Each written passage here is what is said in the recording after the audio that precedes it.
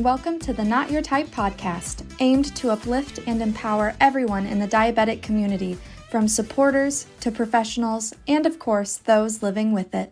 Hello, and welcome back to the Not Your Type podcast. I'm your host, Alyssa Gothi, Miss Iowa 2023. Thank you so much from the bottom of my heart for being so welcoming and warm and inviting to my brother on last time's episode. I know it's been a while, and I am very appreciative that you are bearing with me and are patient while Miss Iowa life is hectic. More on that in a little bit. But I want to first thank my brother for joining me. I know that he is a little more introverted than I am, and to have him entertain some of my ideas is always appreciated. And not to mention the fact that he is so open to sharing his story so early on in his diabetes journey. When I was first diagnosed, I knew I wanted to advocate, but I was quickly beaten down by the bullies and the naysayers at school who didn't fully understand what I was going through. So thank you, Zach, for being so open and brave, sharing your story and sharing our story. Now, I'm going to thank you once again for bearing with me and being patient. Miss Iowa life is quite unique. It is new every single day, which I love, and I'm still trying to get used to, in all honesty. I'm used to routines. I'm used to, as a teacher, having structure every single day. So to have it be different is, of course, a change for me, but as fellow people with diabetes know, we are adaptable. Now, a little snapshot into being Miss Iowa, because I want to keep you updated during this once-in-a-lifetime year and dream of mine.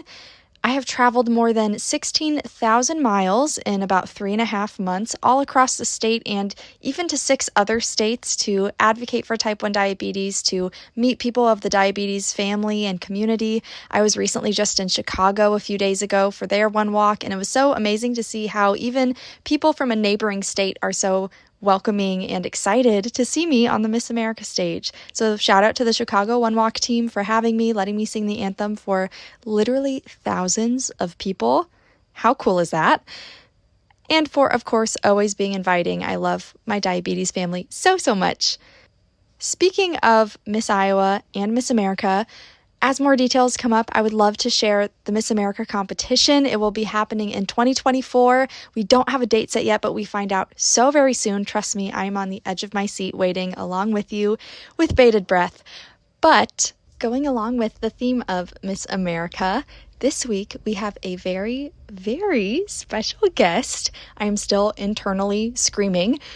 I had the opportunity to sit down with none other than Miss America 1999 Nicole Johnson, who was the first person with diabetes, and so far only person with diabetes, to win the Miss America crown. I often joke, of course, until me, I will be the second. We'll see about that. It'd be pretty sweet, as this year is her 25th anniversary of being crowned Miss America, and she also openly showed her insulin pump. It actually fell almost out of her dress because she was jumping up and down when her name was called. But we had a very great discussion about being Miss America, being a person with diabetes, and the work that she has done and continues to do. I am so excited to share this short conversation. We privately spoke about so many other topics, and she is now not only a role model and true inspiration from my 14 years in this organization, but now a mentor and a friend. Nicole, thank you so much. I sincerely hope you enjoy this conversation. I'm joined by Miss America 1999, Nicole Johnson, my biggest role model in the Miss America world. I want you to start by saying how it feels to celebrate your 25th anniversary of being crowned Miss America.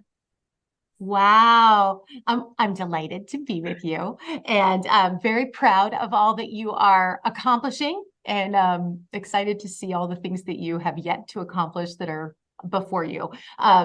It is very interesting to look back 25 years because it feels some ways like it was yesterday, and the other ways it feels like it was a totally different person that became Miss America. But the thing that has been emotional for me in the last few days, as I've been looking at pictures and enjoying stories that folks are recounting to me, has been what a privilege and what an honor and a blessing to have been able to have made a difference.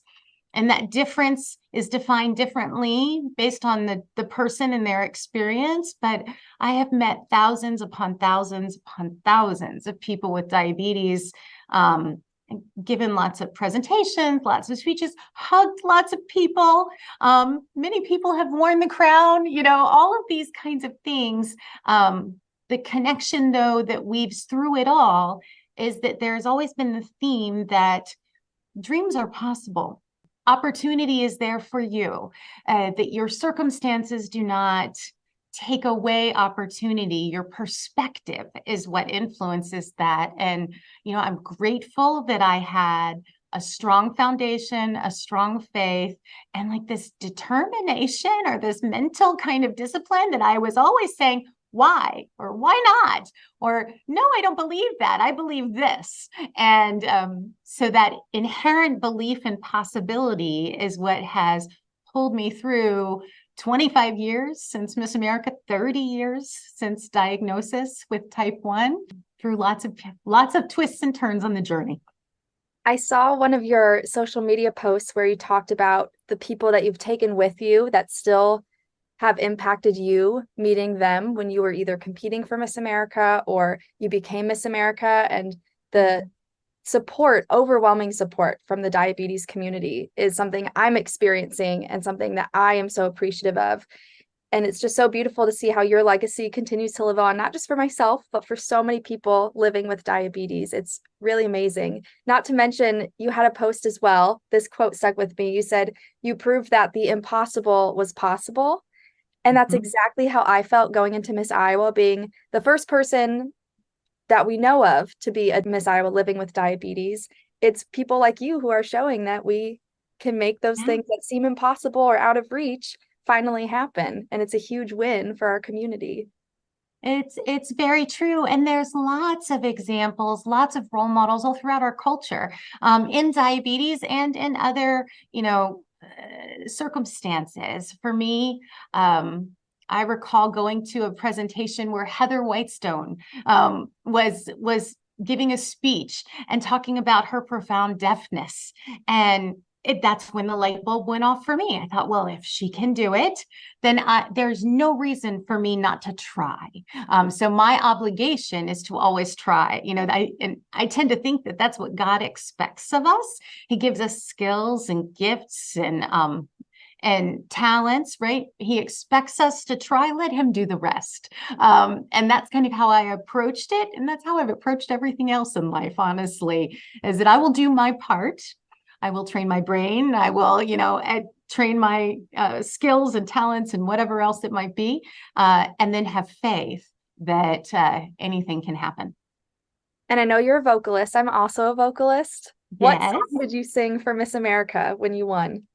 I sang Frank Sinatra's "That's Life." Good. What are you going to sing? I don't know if I'm going to reveal that publicly yet, but yes, I'm sorry. It's pretty good. It's basically about persevering to achieve your dream, which I think is exciting for both of us. So, but good song choice. I love that. Well, I chose it for that reason of it says, when you get knocked down, that you get right back up and keep running the race. Those words really resonated with me. And I wanted to have that theme throughout everything that I did at Miss America.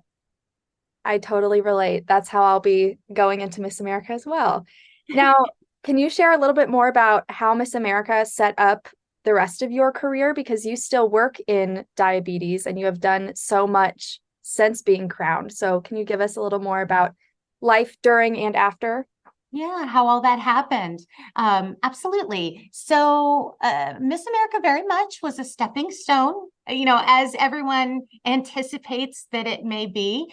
Although it's always up to the individual to take the steps. And so my choices were a little bit different than other people's choices. I didn't go down a path of Hollywood or, a music career, things like that. I chose to continue to do public speaking for the first several years after completing my time because I enjoyed that engagement with the medical community and the community of people with diabetes. And so I traveled the world, working with all kinds of different partners, teaching about diabetes. And I quickly realized that I wanted more education. And so I went back for my second master's degree, and this time it was in public health, so that I could get some more of that foundational knowledge and academic discipline around community science, behavioral science. Those were the things that were really resonating with me. And post that degree, I then went and made a choice to go work in academia to run a community health program and a research program. And while in that program, I decided that I wanted to get another degree. And that's how I got my doctoral degree in public health. So everything was kind of building on top of each other. I could have never predicted how it would all play out. But when I look backwards, it all makes sense. I have a master's degree in communications, so I became a good communicator and a strong writer. I and had a career in that field. I then gained solid academic discipline around public health and community science, behavioral health, did academic research in that universe. And then I left academia and moved into nonprofit, where I worked for JDRF for many years, running a piece of their research portfolio focused on psychology and behavior and diabetes. And then the last several years, I've been working at the American Diabetes Association. And this time, my role is very administrative and operations driven. And that's another building block in me trying to put together all the pieces of skill sets that I want to have mastery in. And so I play a role in all kinds of things at the ADA, from thinking about research and science to organizing big opportunities for the organization. And in fact, I just wrote a big multi-million-dollar grant around diabetes prevention that was awarded to the ADA, which I'm very proud of. So if you stay open to the opportunities, the world will give you so much. And I don't know what's next in my future, but I'm so grateful for everything that has come and for where I am right now. Well, I apologize first for not saying Dr. Nicole Johnson. That's okay. I apologize because, oh my goodness, that is so amazing. I'm an educator, so any education, whether it is post-secondary, getting your undergrad, or going on to get 4 degrees, is something I, of course, promote. And I'm so excited to hear that you used your scholarship to every single penny. As you should. As you should. That's so amazing. And the work you're doing with the ADA, I mean, the American Diabetes Association is it the largest organization for diabetes across the country? In the world. It is the largest. We have an incredible portfolio of research, incredible body of volunteers and clinicians and scientists that we work with. It's really magnificent. And it's funny, when I look back 25 years ago at Miss America, they were there. The ADA was there supporting me and a part of that journey, as was JDRF, although they were called JDF back then. So these partners have been a part of my life since pre-Miss America all the way until now. So amazing. I know you don't have a whole lot of time left. So one more question that I want to ask is, what advice would you give someone who has just received a new diagnosis, or maybe has a loved one that has just received a diagnosis? Everybody is at a different place emotionally and psychologically. So, the first thing is to acknowledge that and to recognize that you didn't do anything wrong to receive this diagnosis. And it's uncomfortable. You don't have to like it. It can be painful at times and can hurt your heart. It can hurt your mind. And that's okay. But there's a but to it. There is a community of people, millions and millions strong, that live with diabetes in its various forms. And all of those people understand. So no matter what a person's feeling in this moment, you can know that I've been there too. Alyssa, you've been there too, right? We've been at the lowest of lows. We've been at the highest of highs, figuratively and in reality. We've been completely frustrated and we felt like, you know what, I can do it. And at the end of the day, that day was just that day. And you have tomorrow to start all over again. And no day prior to today dictates what tomorrow holds. So it's up to you to decide. So every morning I get up and I decide I'm going to own today. Today is going to be a great day. Diabetes is not in charge of my world today. I'm in charge of my world, and my decisions will dictate what kinds of opportunities I'm afforded.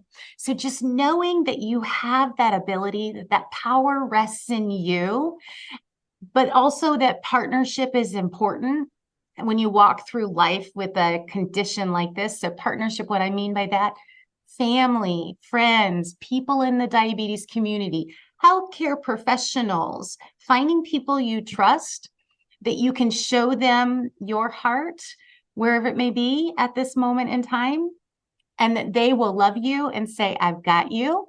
And let's approach tomorrow together. That is the secret. That's the secret to succeeding. And then for me personally, the other secret for me has been that I have a deep faith. And my faith allows me to see the world not for its deficits, but for its opportunities. So I believe God has a purpose. I believe that I am walking in that purpose. I believe He is not done with me at this point in time, or not done with me yet, right? And that fuels my ability to say, no, no to the negativity, no to the, inflexibility or the things that creep into my heart and mind. So those are the pieces that I put together as my building blocks of survival and success with this condition. And they have served me well. That was so beautiful. I think I needed to hear that too. But thank you so much. And I'm just so grateful for you meeting with me today and the work that you've done the past, 25 years since being Miss America. I mean, you are impacting so many people, and I'm just one. As you will do too. So you're very sweet to ask me questions here, but it's you are on a pathway to success. So believe it, manifest it in your imagination. Your dreams will come true. They will. It may not be what you expected it to be. It'll be even better. Thank you so very much to Nicole Johnson, Miss America 1999, for joining me. I cannot express my gratitude enough. This was quite literally a dream come true of mine. I am still so in shock that I got to do this, that this is my life and this dream that I'm living out, and that I get to represent people with diabetes, not only in Iowa, but have that potential for the entire nation. I'm so, so endlessly grateful. Make sure to go check out Nicole's organization, the Empowerment Foundation. You can find more information on some of the work Nicole has done with her family for diabetes, and you also might see my face on the website, as she has given me a scholarship. There's a whole other post on my Instagram and Facebook all about that, at Miss America IA. Make sure to check me out on socials. Make sure to follow Nicole and her work and all the things that the American Diabetes Association is doing, because they are truly leaders in the world of diabetes. Again, thank you so much, Nicole.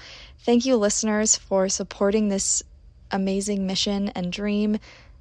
And thank you to the Miss America organization for making people like me possible. Until next time.